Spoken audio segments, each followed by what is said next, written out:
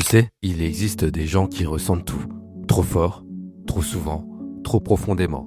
Ils absorbent les émotions comme une éponge. Ils devinent les tensions dans une pièce, sentent quand quelque chose ne va pas, même si personne ne dit rien. Ils pleurent devant une chanson, tremblent pour un mot, s'épuisent à force de trop comprendre.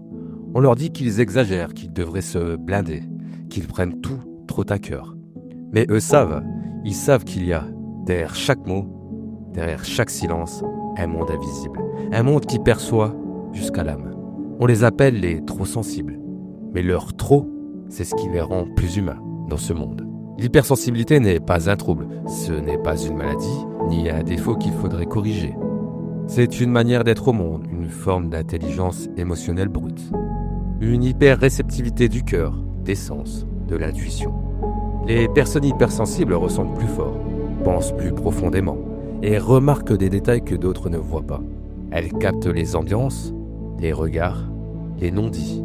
Elles sentent ce qui flotte dans l'air avant même que cela soit dit. Leur système nerveux est plus réactif, tout est perçu, tout est vécu en haute définition. La psychologue Helen Aron appelle cela la haute sensibilité. Ce n'est pas une faiblesse, c'est un fonctionnement neurologique différent. Un cerveau qui vibre plus intensément. Être hypersensible, c'est vivre sans filtre, recevoir la vie de plein fouet dans toute sa beauté et toute sa violence. Être hypersensible, c'est vivre avec un cœur à nu, c'est être traversé par le monde, sans armure, sans barrière. C'est pleurer devant une chanson, être bouleversé par un sourire, ressentir la joie jusqu'aux larmes et la douleur jusqu'à l'épuisement. Chaque émotion est une vague, belle, puissante, incontrôlable.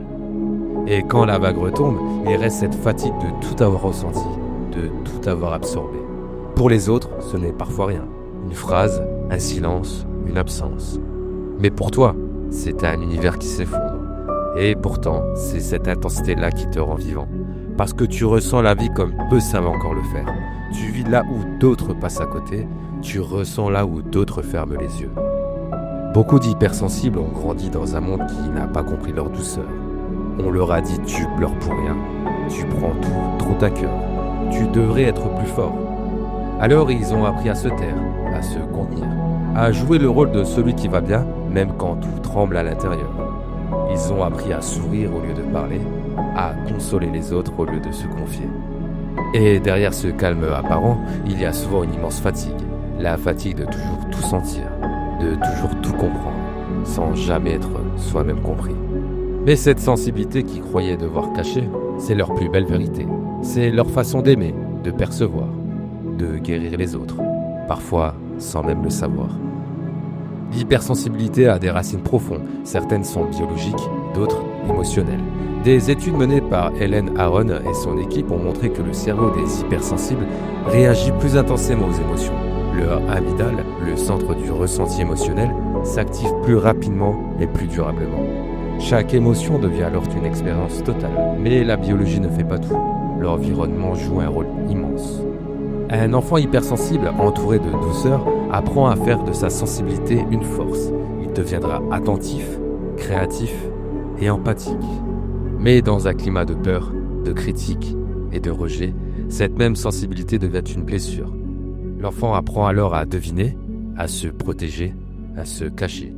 Il devient même hyper vigilant, cherchant sans cesse à sentir le danger avant qu'il n'arrive. Ce n'est pas de la fragilité, c'est une stratégie de survie.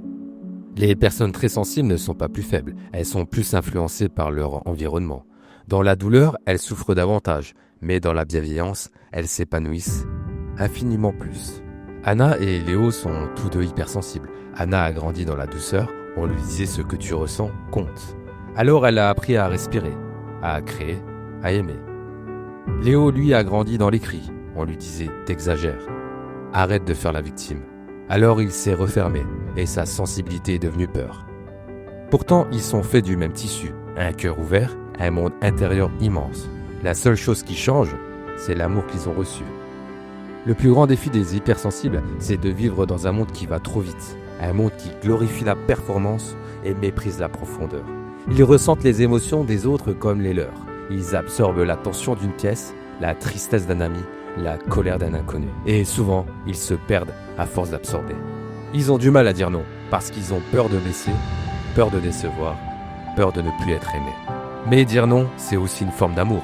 C'est protéger ce qu'il y a de plus précieux, leur énergie, leur paix intérieure, leur vérité. Alors la clé n'est pas de devenir moins sensible, la clé c'est de comprendre. Apprendre à reconnaître ce que tu ressens avant que cela ne déborde. Apprendre à respirer quand tout devient trop fort. À retenir sans culpabiliser pour mieux revenir à toi. Choisis les relations qui t'apaisent, entoure-toi de douceur, transforme ta sensibilité en boussole plutôt qu'en blessure. Être hypersensible, c'est avoir un cœur immense. Et un cœur immense, eh bien, ça se protège. Pas en le fermant, mais en l'ouvrant avec conscience. Alors si tu te reconnais dans ces mots, souviens-toi, tu n'es pas trop, tu es entier. Ta sensibilité n'est pas une faiblesse, c'est ton don le plus rare. C'est ce qui te relie au monde, à la beauté, à l'amour et à la vérité. Le monde a besoin de toi, de ta douceur, de ton écoute, de ta lumière. Alors ne t'endurcis pas, préserve-toi, oui, mais ne ferme jamais ton cœur. Parce que c'est grâce à des cœurs comme le tien que le monde guérit. Un regard, un mot, une émotion à la fois.